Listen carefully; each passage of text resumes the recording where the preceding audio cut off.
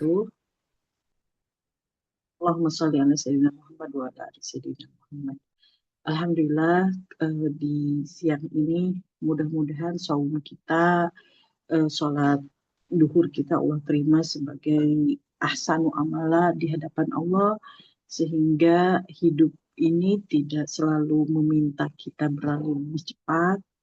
Kadang yang dibutuhkan adalah berhenti sejenak untuk sholat, untuk kebutuhan-kebutuhan kita kepada Allah dengan ibadah. Nah, kita juga melihat kembali arah perjalanan kita, lalu memastikan lagi bahwa langkah yang kita tempuh ini benar-benar menuju ridho Allah Subhanahu wa Ta'ala. Banyak orang yang sibuk bergerak ya di seperti hari ini, tetapi tidak semua bergerak ke arah yang tepat. Nauzubillah. Titik balik di sini saat seseorang berani mengevaluasi diri dalam ibadah-ibadah sholatnya dan memulai perubahan kembali menuju kehidupan yang lebih bermakna mudah-mudahan. Maka kita memulai di hari Asyura ini, di bulan Muharram ini, memulai dengan muhasabah diri ya, sebagaimana dalam surat Al-Hasyr ayat 18, ya a'udzubillahi minasyaitonirrajim, ya ayyuhalladzina amanu taqullaha wal tanzur nafsum ma qaddamat lighad. Nah, maka di surat Al-Hasyr ayat 18 ini kita bisa meluangkan waktu untuk mengevaluasi diri, menanyakan apakah yang perlu diperbaiki dalam hubungan dengan Allah, dengan keluarga, dengan sesama. Bisa juga dengan mencatat kebiasaan yang perlu ditinggalkan dan kebiasaan baik yang perlu ditingkatkan. Selain itu, juga kita ubah arah sebelum mengubah kecepatannya. Seringkali masalah terbesar bukan karena lambat ya, tetapi karena salah arah. Dalam surat Az-Zariyat itu Allah berfirman, "Fafirru ilallah", maka segeralah kembali kepada Allah. Kita jadikan semua misalnya ada pun ujian ya sebagai pintu pertumbuhan. Sebagaimana Nabi Musa alaihissalam menghadapi lautan di depan dan pasukan Fir'aun di belakang. Secara logika kan jalan buntu, tapi Allah membuka jalan yang tidak pernah disangka-sangkanya. Saat itu Nabi Musa terus melafalkan innama ya Rabbi sayahdin. Allah berfirman dalam Quran surat Asy-Syu'ara ayat 62. Itu sampai diabadikan oleh Allah kalimatnya Nabi Musa, innama ya Rabbi sayahdin.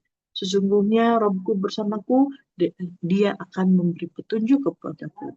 Nah, ini kan jangan hanya bertanya ya, mengapa aku hidup di ini gitu. Tapi kembali mulai bertanya apa yang Allah inginkan dari ujian ini.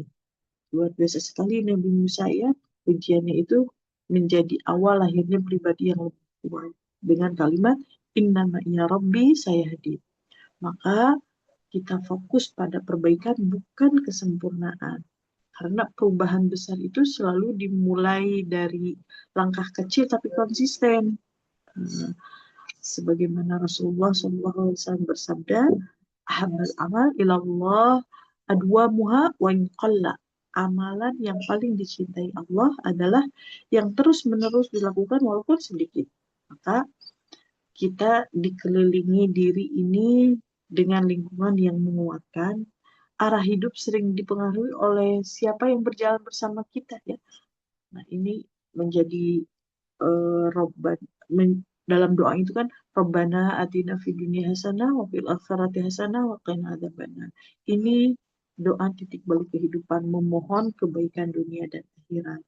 Memohon keteguhan hati bisa juga dengan kalimat doa ya muqallibal qulub tsabbit qalbi ala dinik. Maka titik balik ini kan bukan tentang menjadi orang lain ya.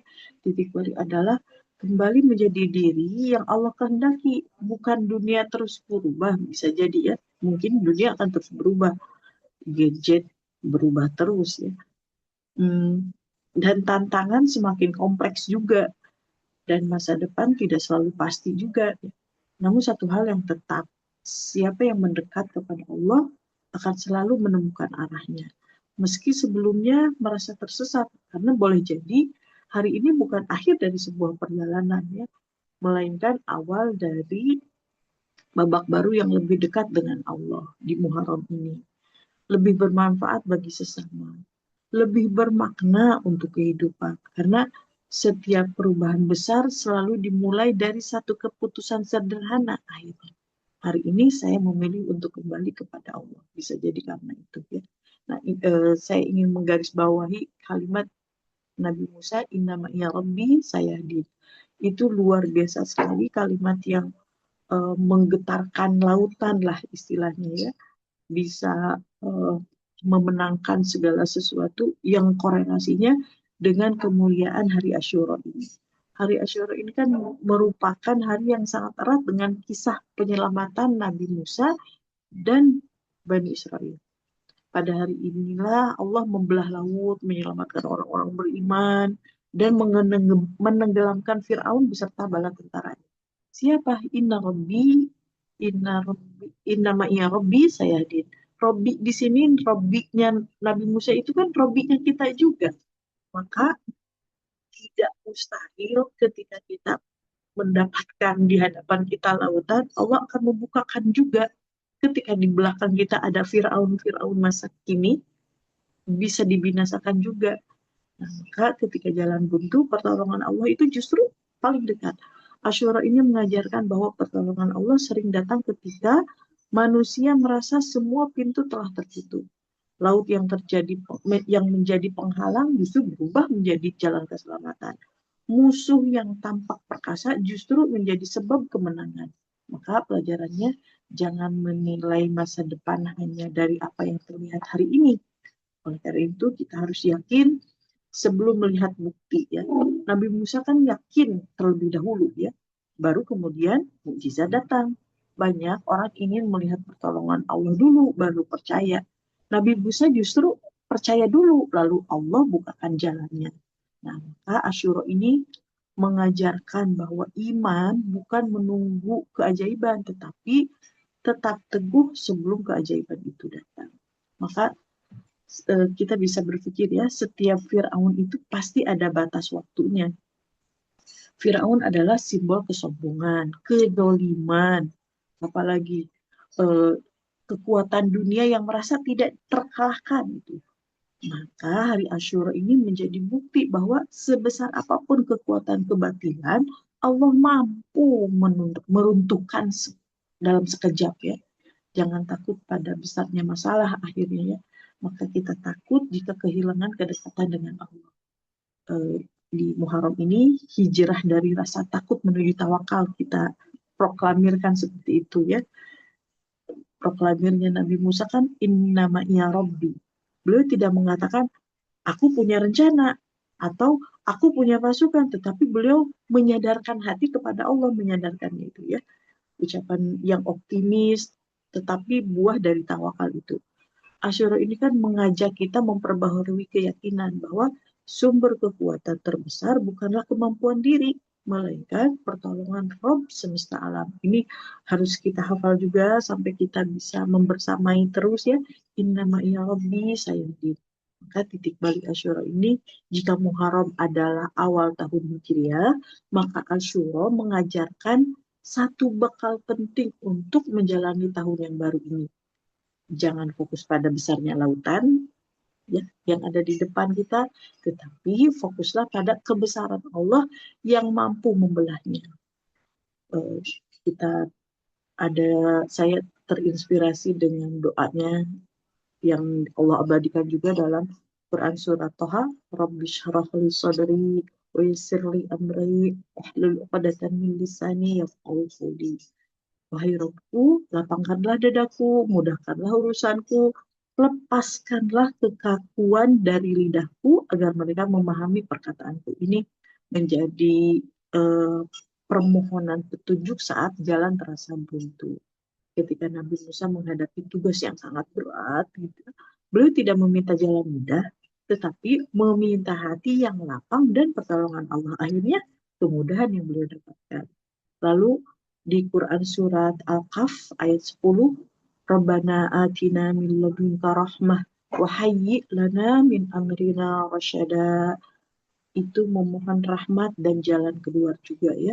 Ya Rabb kami, berikanlah kepada kami rahmat dari sisimu, sempurnakanlah kami petunjuk yang lurus dalam urusan kami. Nah, maka ada satu refleksi dari Quran Surat Al-Kahf ayat 10 ini, saat keadaan terasa gelap ya, mentok atau eh, apa stuck gitu ya, tidak ada yang menentukan, kita minta rahmat dan arah dari Allah sebelum meminta nasir. Di Quran Surat Al-A'raf juga ya, diabadikan di situ, di Al-A'raf ayat 126. Rabbana afrigh alaina sabran wa tawaffana muslimin. Ya Tuhan kami, limpahkanlah kesabaran kepada kami dan wafatkanlah kami dalam keadaan berserah diri. Makanya itu, hmm, ketika laut di depan terasa tak mungkin diseberangi, jangan buru-buru mencari jalan, kita dekatkan kepada Allah dulu, maka jalan itu akan terbuka. Karena Allah lah yang mampu menghadirkan jalan di tempat yang tidak pernah kita sangka. Min haitsu la yahtasib ya. Terakhir ingin saya eh, kuatkan untuk diri saya sendiri juga, bahwa benang merah dari Muharram dan Asyura ini jika dirangkum ada kurang lebih 5 peristiwa ya, dari dosa menuju taubat dengan Nabi Adam itu di bulan Muharram juga ya. Lalu dari banjir menuju keselamatan di kisahnya Nabi Nuh. Lalu ada Nabi Ibrahim juga ya, dari api menuju kesejukan. Lalu dari kejaran musuh menuju kemenangan Nabi Musa. Dan ini semuanya em, adalah momentum titik balik saat Allah mengubah kesempitan menjadi kelapangan, ketakutan menjadi ketenangan, ujian menjadi jalan menuju kemuliaan. Dengan kita menghamba bahwa innama'ya Rabbi sayahdi, maka selalu ada jalan yang Allah bukakan, meskipun sebelumnya tidak terlihat oleh mata manusia, oleh mata kita sendiri. Maka dari itu, kita semuanya yang di sini, apalagi ya yang belum memiliki belum memiliki lautan yang terbelah, kita bisa memohon dengan kalimat-kalimat yang para nabi ungkapkan. Wallahu a'lam. Wassalamualaikum warahmatullahi wabarakatuh. Waalaikumsalam warahmatullahi wabarakatuh. Hatur nuhun Ustazah Lana atas yang telah disampaikannya. Semoga kita bisa menjadikan momen Muharram ini sebagai titik balik kita untuk kembali mendekat kepada Allah Subhanahu wa taala. Semoga kita bisa menjalani apa yang telah tadi Ustazah Lana sampaikan gitu ya dalam kehidupan kita sehari-hari dan menjadi lebih baik di keesokan hari. Baik, kita tutup karom hari ini. Terima kasih yang sudah hadir. Kita tutup dengan membaca hamdalah dan istighfar. Dilanjutkan doa kifaratul majlis. Alhamdulillahirrahmanirrahim. Astagfirullahaladzim, astagfirullahaladzim, astagfirullahaladzim. Subhanakallahumma wa bihamdika asyhadu an la ilaha illa anta astaghfiruka wa atubu ilaik. Terima kasih yang sudah hadir. Terima kasih Ustazah Lana. Wassalamualaikum warahmatullahi wabarakatuh. Waalaikumsalam warahmatullahi wabarakatuh.